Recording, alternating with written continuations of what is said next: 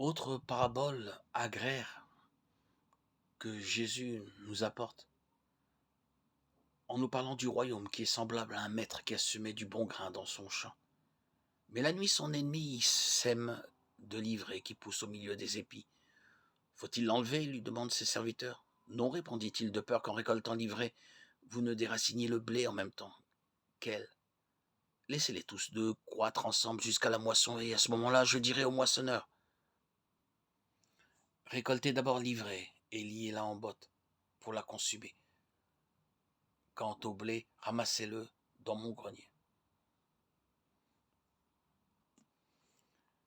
Les pêcheurs du lac reçoivent des métaphores adaptées à leur activité.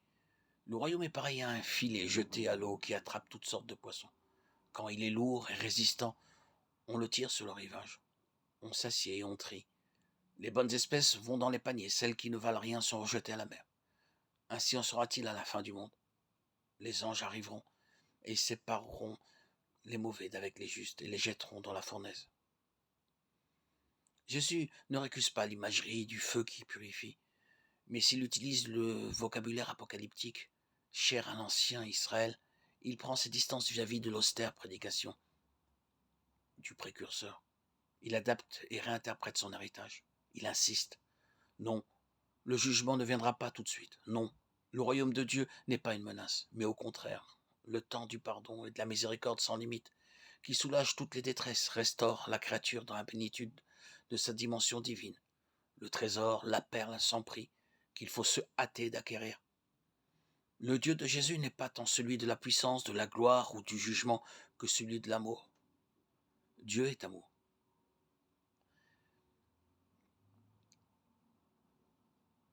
L'épître de Jean, dans sa première lettre, nous l'annonce. Et l'évangéliste a mieux compris ce message d'amour que Jésus veut nous enseigner. Sa bonté est infinie, elle va au-delà de toute représentation. Dieu est comme le berger qui retrouve dans la montagne la brebis égarée et se réjouit plus que pour les 99 autres restés dans le troupeau. Dieu accorde gratuitement et en abondance son pardon miséricordieux, alors que les hommes n'ont aucun droit à y prétendre. Les mérites ne comptent pas, comme veut le signifier la parabole du vigneron et des vendangeurs. Ceux qui n'ont travaillé qu'une heure en fin de journée seront rétribués comme les embauchés du matin. L'essentiel est d'avoir accepté de travailler à la vigne du Seigneur. Toute l'histoire du peuple juif n'a été que l'annonce et la préparation de cet évangile, de l'annonce de cette bonne nouvelle.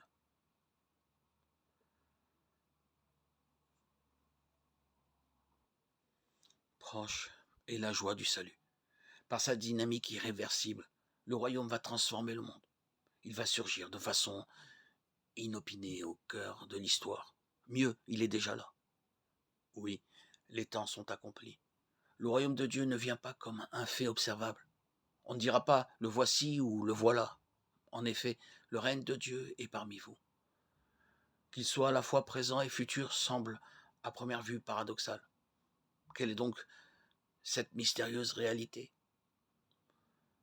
Le royaume est commencé, mais on n'en voit que les prémices. On est dans l'entre-deux, entre le déjà là et le pas encore. Car le royaume, bien sûr, c'est lui, Jésus de Nazareth, au milieu des siens, mais dont la vraie nature christique ne se dévoilera qu'après sa mort.